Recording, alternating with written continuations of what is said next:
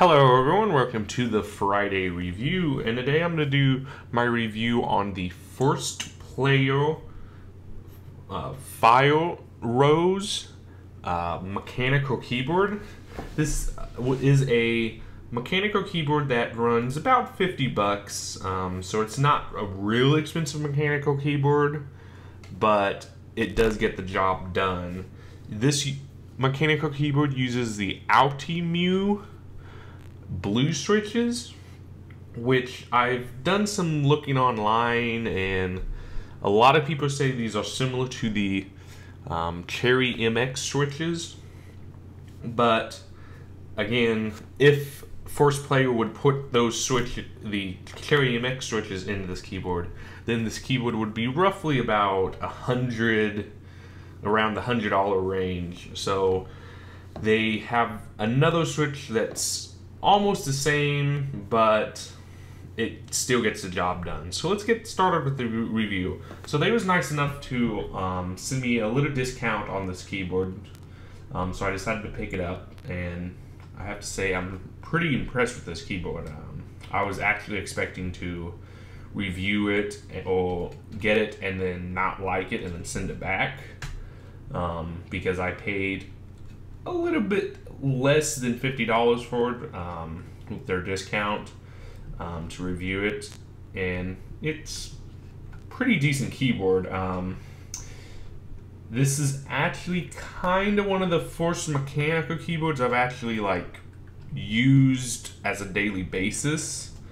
I have used them in the past before, but never as my main keyboard, and since I actually got this to use as my main keyboard, I was like, why not give it a try?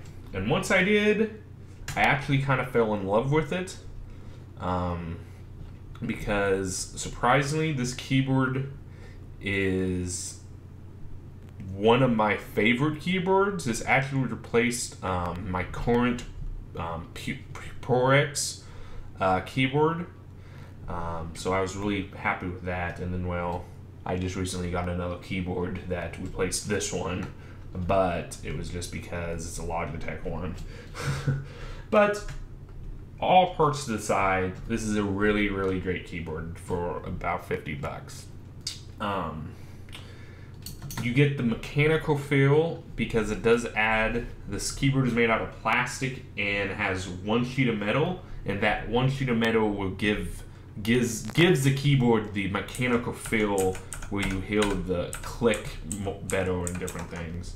If it was plastic, it would not be as loud as it is. This is, the keys do light up. It's not RGB, because they used First Player kinda said they didn't put RGB lighting in because this keyboard is also waterproof. So if you spill a glass of water on it or something, it's not going to destroy the keyboard. They said if they did do RGB, it would possibly not make this keyboard waterproof. So that is a nice option that they did give out. But there was only one set for the lighting. And they also, on the cable, they also have a gold-plated USB cable, which is really, really nice. That's why I have that there. This is a 4-size keyboard, which is surprisingly good. If you want to take a look at it, it's got plastic keys, which is a little bit typical. You got your indicator lights over here for your numeric keypad, scroll lock, and caps lock.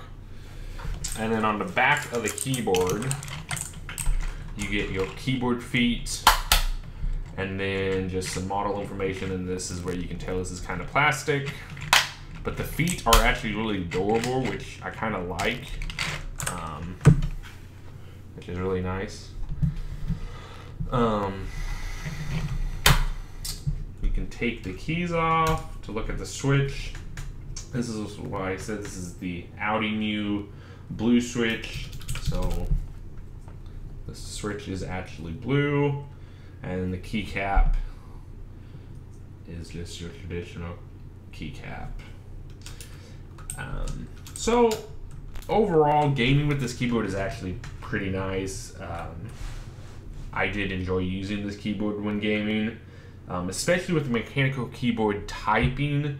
I can actually type pretty fast on this keyboard, which is something that really, usually I find a good keyboard that I can type fast on. So that is a plus on that. So overall, a $50 keyboard, mechanical keyboard, is good if you just need the basics. Like, technically, I wouldn't call this a gaming keyboard because there's no extra software where you can ghost the keys or program keys. All the functions are preset within the keyboard itself. As you can tell up here on the function keys, you got all your different audio controls, volume, and calculator, and the different shortcuts up here. And then if you notice down here, you don't get an extra Windows key.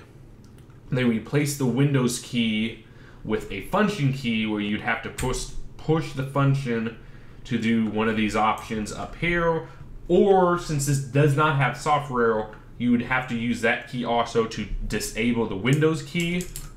So it does have that option to disable the Windows key. Change the brightness as a scroll lock. The function as a scroll lock has a function to change the brightness or turn the LEDs completely off. And then the home actually has it where the keyboard would flash, has different options for the LED, like where it flashes and different things. I've always kept it as a regular, where it stays on all the time. The LED lights are kind of neat-ish, but I wish you could kind of change the lighting, because this is what the keyboard looks like when it's lit up and plugged in. So it looks pretty. Some setups you could probably use this with, but my setup, I usually have a selected color set to it, and so this didn't really match my setup. It just kind of looked like it was there and okay, because I could not set the LED lights to a selected color, which would be really nice if Force Player would allow you to do that. But I guess it's okay for now. Another thing that I thought was odd was I've used keyboards around the $50 range that were considered gaming keyboards that actually have a braided cable. This does not have a braided cable, which I was like surprised that it did not have a braided cable. It wouldn't cost that much to add a braided cable. This has just got a rubber coating on it to protect the cable, but it would have been nice to see if they included a good braided cable, but you don't get everything. This, like I said, this is an entry-level keyboard.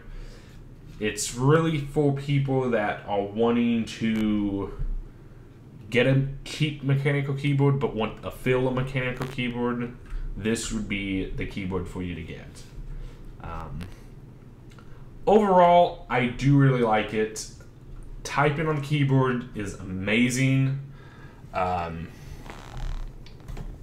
can type as fast as I can on almost any other keyboard that I'm used to on this keyboard, which is really nice. But again, I just don't like it because of the different there's no software or anything with this keyboard to program it and different things. As you can tell, there's a little quick sound test of the keyboard.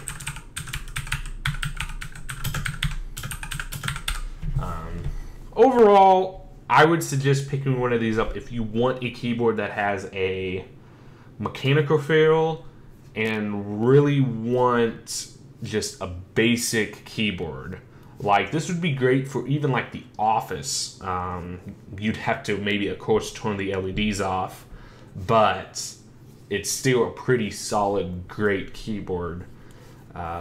If if I had 50 bucks and was looking for a mechanical keyboard, I would totally consider picking one of these up. Even if I've never tried this or anything, I would look at the reviews a little bit and then debate and then buy it. Because $50 isn't bad for a cheap mechanical keyboard, but again, there's some people out there that really want name brand keyboards and have their name brand switches in these. Since this is kind of a little like an off-brand China switch, then that's why a lot of people don't really go with these $50 keyboards. But they still perform as good as, like, you would say a $100 one or a $200 one.